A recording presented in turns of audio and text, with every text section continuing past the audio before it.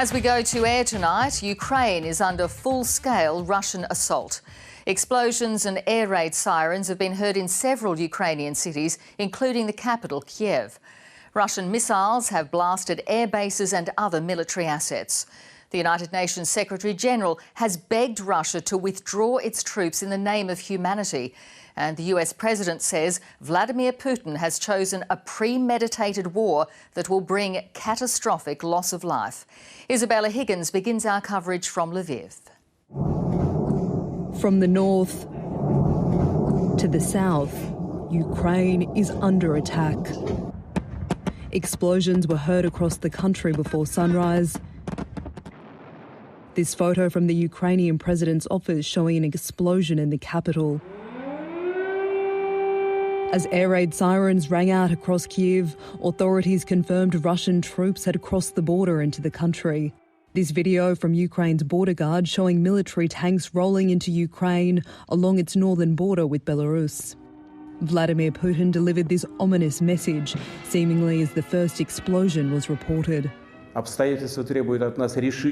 Circumstances require firm and immediate action from us. I decided to conduct a special military operation. Anyone who tries to stop us and threaten our country and people should know Russia's response will be immediate and lead to consequences you have never faced in your history. We are ready for any outcome. The Russian president, who called on Ukrainian troops to lay down their arms, addressed his nation just before 6 a.m. as the United Nations Security Council held an emergency meeting at the request of Ukraine. I have only one thing to say from the bottom of my heart.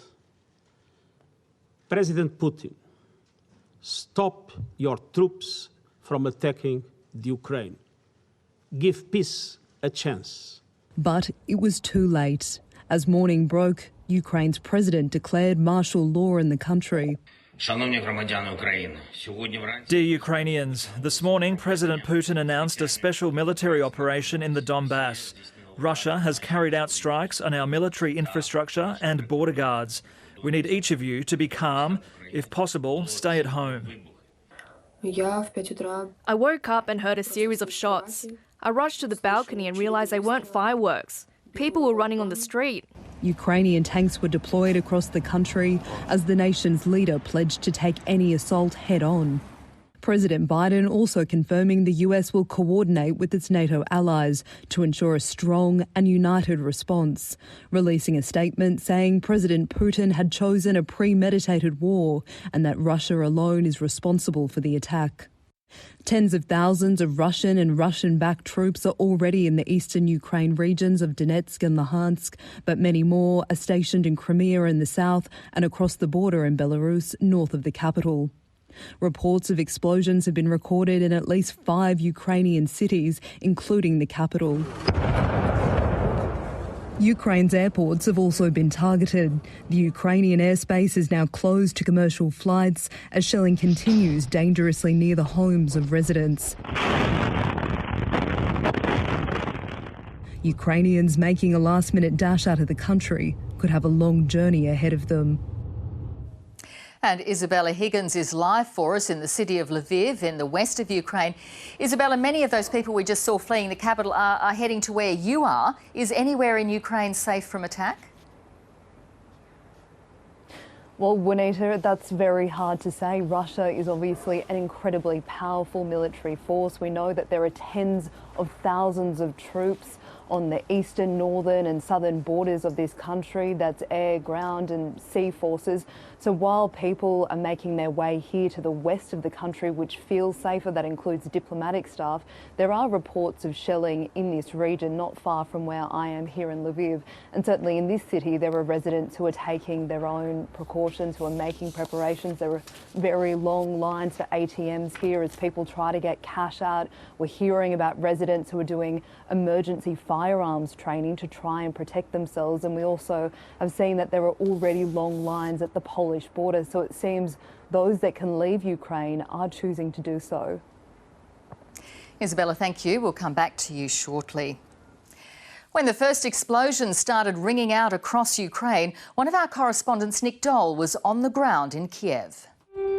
We're right in the heart of the Ukrainian capital. You can probably hear that air raid siren ringing out across the city. It's the first time we've heard that.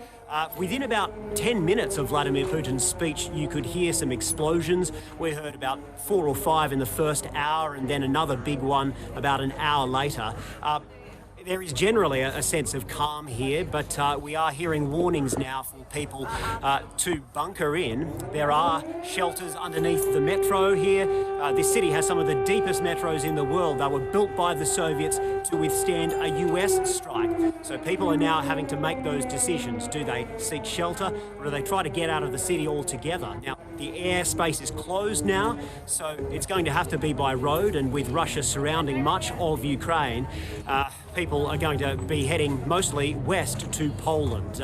So a very difficult situation for many Ukrainians waking up. There's been a lot of anxiety over the last few weeks about exactly what a Russian strike might look like, but for many Ukrainians, their worst fears are now being realised. Nick Dole reporting there from Kyiv. The streets of the capital appear a bit quieter now. These are live pictures of the city where it's just past 10 in the morning and -3 degrees.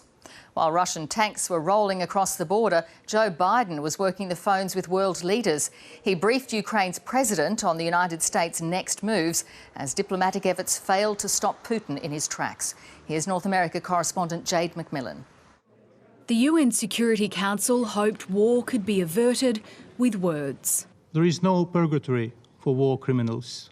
They go straight to hell, Ambassador. But the pre-written pleas from diplomats were outdated as soon as they were delivered. We're staring into the abyss of a major conflict in Ukraine, and a conflict that we know would have global implications. Russia's attack on Ukraine is tantamount to an attack on the UN and every member state in the chamber tonight. From the Russian representative came an alternate reality. Those living in Donetsk and Luhansk are still sheltering in basements. The refugees are still flowing into Russia. The nature of the provocation by the Ukrainian military has not changed. You don't want to notice this, repeating the Ukrainian fairy tales. A first round of Western sanctions failed to halt Russia's invasion plans, including Germany's decision to suspend the Nord Stream 2 gas pipeline and American penalties against the company building it. We have ensured that this is an $11 billion prize investment that is now a hunk of steel sitting at the bottom of the sea. Are you going to toughen up sanctions, Prime Minister? Threats from London to target Russian banks and oligarchs fell on deaf ears. Boris Johnson tweeted, President Putin has chosen a path of bloodshed and destruction by launching an unprovoked attack, warning the UK would respond decisively. Tonight, the US president is monitoring developments from the White House, praying, he says, for the Ukrainian people. For weeks, the United States has been warning of severe and unprecedented consequences if Vladimir Putin invaded Ukraine. Those measures are now on the way. Within hours, President Joe Biden will meet with G7 leaders before addressing the nation to announce a new set of sanctions in coordination with Western allies. A vow to hold Russia accountable for an attack playing out almost exactly as the US had feared. Jade McMillan, ABC News, Washington. Australia has unveiled new sanctions against Russia and the Prime Minister has vowed more will be announced in the coming days. Let's go to political reporter James Glenday in Canberra. James, what are these sanctions and will Russia care? So, Anita, these new sanctions, and it's just the latest wave and more waves are to come, will target 25 Russians involved in the country's military, 4 entities involved in the supply of weapons, and the Prime Minister has even foreshadowed targeting some 300 members of the country's parliament. To your question, will the Kremlin care what we do? The answer is no, probably not. But Scott Morrison and many others here in Canberra believe that Vladimir Putin is trying to overturn the rules that Western countries and the world has lived by for decades, and that the way we respond now could have major ramifications for the way authoritarian countries both in Europe and indeed in our region act in the years and possibly decades to come. This is a chilling reminder of the world that we live in and where the threats and aggression of bullies and those who seek to intimidate others to seek their own advantage. This is a reality, which means that like-minded countries, those who believe in a world that favours freedom, need to stand together. Scott Morrison there. And Juanita, the local Ukrainian community around Australia is unsurprisingly horrified by what has happened today. Some have held vigils and rallies in major cities tonight, and they're again calling on the Morrison government to allocate extra humanitarian visas to allow more people, more Ukrainians, to leave Europe and to flee any fighting. It's Glenn Day reporting there in Canberra. Let's go back now to Lviv in Ukraine. Isabella Higgins is still standing by. Isabella, if further sanctions fail to stop this invasion, what other options are left for the West?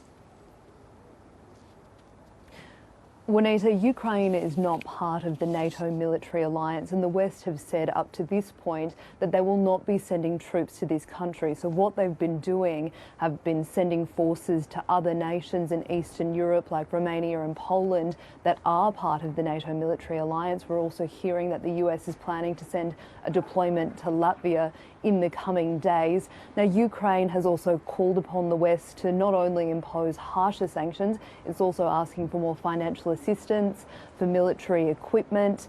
But for now, Ukraine really has to stand and face Russia's military might on its own. Isabella Higgins reporting there.